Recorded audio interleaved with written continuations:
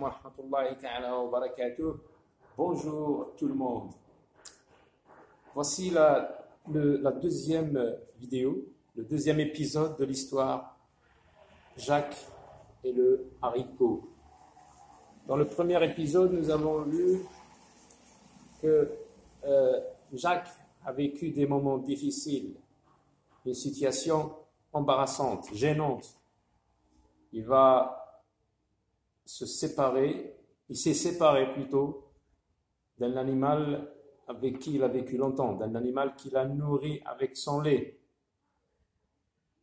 Et puis, au marché, il l'a échangé contre quelques graines d'haricots.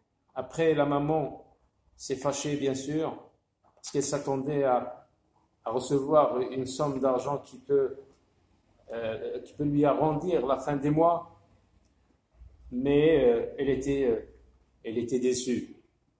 Et elle a été même fâchée.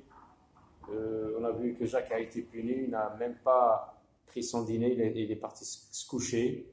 La maman a jeté les graines magiques, on a dit, parce qu'il lui a expliqué que c'était magique, mais elle ne l'a pas cru.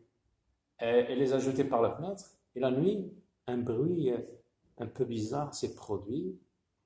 Jacques s'est levé la nuit, il a vu la tige, une tige qui monte dans le ciel, il monte dans l'infini. Et Jacques, comme il est curieux de voir où ça peut mener cette tige, il a grimpé, il est arrivé devant quelque chose d'époustouflant, d'extraordinaire, qu'il n'a jamais vu. Je vous montre l'image où on s'est arrêté. Voilà donc Jacques qui arrive au bout de la tige et il découvre un château où une dame apparaît au perron devant la grande porte du château. Un château magique, un château extraordinaire, fabuleux. Devant lui se trouve un château gigantesque, un grand château. Gigantesque, c'est synonyme de très très grand. Et sur le seuil de la grande porte, au perron, sur le seuil de la grande porte, une femme le regarde. Une femme qui découvre une autre créature qui vient de loin. L'air étonné, Jacques aimerait beaucoup visiter ce magnifique château. Il bondit de joie, il saute de joie lorsque la femme lui sourit, parce qu'il a compris qu'il est bienvenu dans ce château. La femme lui a souri. La femme lui sourit et l'invite à entrer. Soudain, brusquement, tout à coup, des pas résonner, le verbe résonner. Lorsque je tape sur quelque chose ou un instrument de musique, j'essaie la guitare, ça résonne. Tran, tran. Et des pas résonnent, on entend du bruit. La dame lui dit, cache-toi vite dans le buffet, cache-toi. Les enfants, c'est quoi cache-toi? C'est le verbe se cacher, c'est un verbe pronominal. Conjugué à quel temps? Cache-toi, cachons-nous, cachez-vous. C'est l'impératif présent. Lorsque je donne un ordre à quelqu'un ou un conseil ou une interdiction, je lui dis cache-toi, réveille-toi, lève-toi, etc. Brosse-toi les dents. Cache-toi vite dans le buffet. Le buffet, c'est un meuble. Cache-toi vite dans le buffet, dit la femme. Mon mari, l'ogre. Ah, son mari est un ogre. Roule. Il approche. Et s'il te voit, il te dévorera. Il te mangera. Le verbe dévorer au futur. Normalement, on dit dévorer, c'est pas pour les hommes, c'est pour les animaux. Le lion dévore la gazelle, il la mange d'une façon. Voilà l'ogre, donc l'image de l'ogre lorsqu'il arrive chez lui. Et Jacques, il s'est caché, bien sûr. La dame ne va pas lui montrer sa cachette. Elle ne va pas le dénoncer. Elle va laisser ça comme un secret. Est-ce que Jacques va être imprudent, peut-être et faire un bruit qui va le faire découvrir, on ne sait pas, on va voir. Jacques disparaît aussitôt dans le buffet. Il disparaît. Par la porte entrebâillée, il a laissé un petit peu la porte entrouverte. Il voit l'ogre entrer dans la pièce et ordonner, il donne un ordre à sa femme. Va chercher la poule, va chercher la poule. Quelques instants plus tard, Jacques aperçoit sur la table une poule d'or, une poule en or. Et lorsque sur la demande de l'ogre, la poule pond 5 œufs tout en or, l'ogre lui donne l'ordre avec une formule magique, comme on a vu avec, comment il s'appelle, Acli, lorsqu'il ouvre la porte pour des agnelés. Donc, il donne l'ordre à la poule de pondre des œufs. Et ces œufs-là ne sont pas des œufs comme ceux qu'on mange. Non, ce sont des œufs en or. Et l'or, c'est un métal très, très précieux, comme vous le savez.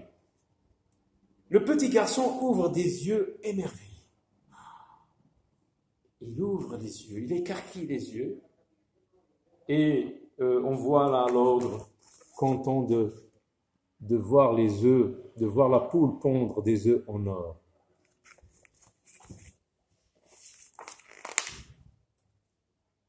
Peu de temps après, l'ogre s'endort sur sa chaise. Après, il s'endort, l'ogre. Il va s'endormir. Aussitôt dit, aussitôt fait, et hop. Non, comme ce serait bien si je pouvais rapporter cette poule à maman, se dit le petit garçon. Donc, vous voyez, le petit garçon se soucie. Il se fait des soucis pour sa maman parce qu'elle a besoin d'argent pour continuer à vivre, pour s'approvisionner, pour acheter ce qu'il leur faut. Alors, il se dit, le petit garçon se dit, comme ce serait bien si je pouvais rapporter cette poule à maman, se dit le petit garçon. Aussitôt dit, aussitôt fait, et hop, en un éclair, très très vite, comme l'éclair. Vous voyez l'éclair dans le ciel lorsqu'il y a une ligne de lumière comme ça, c'est l'éclair. Et après, il y a les tonnerres. En un éclair, Jacques sort de sa cachette, s'empare de la poule, il prend la poule, puis se précipite vers la grande porte d'où il est entré tout à l'heure. Malheureusement, la poule se met à cacter. Cacter, le verbe cacter, les cris des animaux. La poule caquette, le chien aboie, le chat miaule, etc. La poule caquette. L'ogre se réveille en sursaut, parce qu'il a entendu la poule cacter. Mais il est trop tard. Ça y est, Jacques atteint bien vite le haricot, la tige d'où il est monté tout à l'heure, et Jacques atteint bien vite le haricot géant et se laisse glisser jusqu'en bas, comme un pompier. Les pompiers, vous savez qu'ils ont une barre sur la...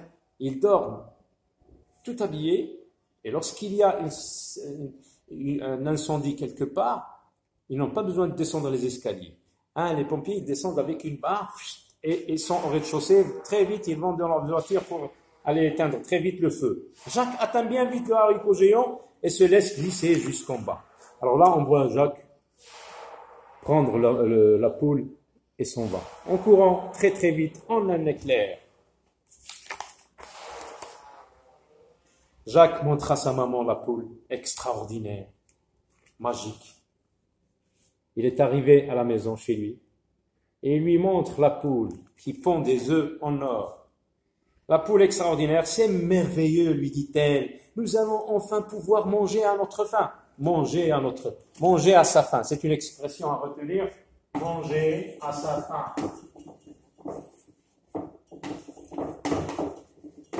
Lorsqu'on est pauvre, on ne mange pas à sa faim.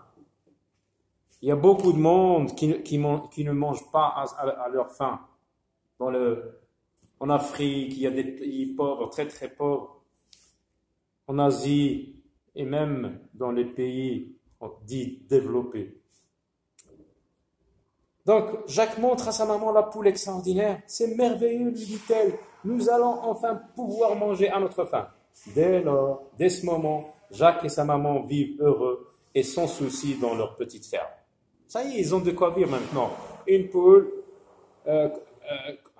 quand on lui dit de pondre des œufs, elle pond des œufs en or, il va les vendre et puis il rapporte de l'argent de quoi acheter ce dont ils ont besoin. Un jour, Jacques, décidément très curieux, il retourne chez l'ogre.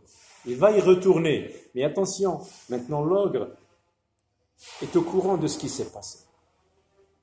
C'est-à-dire que maintenant, il va être prudent. Il va faire plus attention. Un jour, Jacques, décidément très curieux, retourne chez l'ogre. Il se faufile à l'intérieur du château. Il rentre, il se faufile, il rentre pas. Et il aperçoit qu'il tient dans ses mains une harpe d'or. Maintenant, ce n'est plus la poule d'or, mais une harpe, un instrument de musique que vous voyez dans la main de l'ogre. Et ça fait de belles harmonies, une très belle musique. Quand elle la touche avec ses doigts, elle produit de très belles mélodies. Donc, il aperçoit qu'il tient dans ses mains une harpe d'or, harpe, H-A-R-P-E.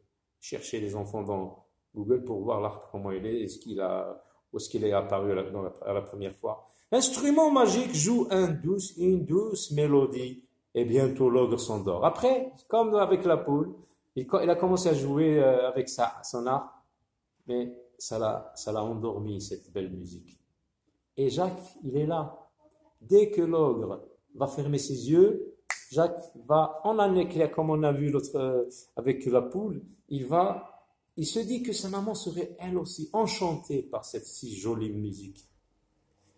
Il s'approche tout doucement et prend la harpe en faisant bien attention de ne pas réveiller l'ogre. Oui, parce que l'autre fois, c'est la poule. La poule, on ne peut pas l'empêcher de cacter. Ici, il suffit de ne pas toucher les cordes pour que la harpe ne produise pas de son. Si par inattention il la touche, ça va réveiller l'ogre. Mais à peine a-t-il franchi le seuil de la porte que la harpe magique se met à crier. Elle crie toute seule, elle est magique. « Au secours, maître! Au secours, on me vole !» C'est la harpe qui dénonce Jacques. Et voilà pour aujourd'hui. Donc, attendez-moi pour le 3e épisode dans une autre vidéo. Et on va essayer de la terminer dans la prochaine vidéo. À très bientôt et au revoir.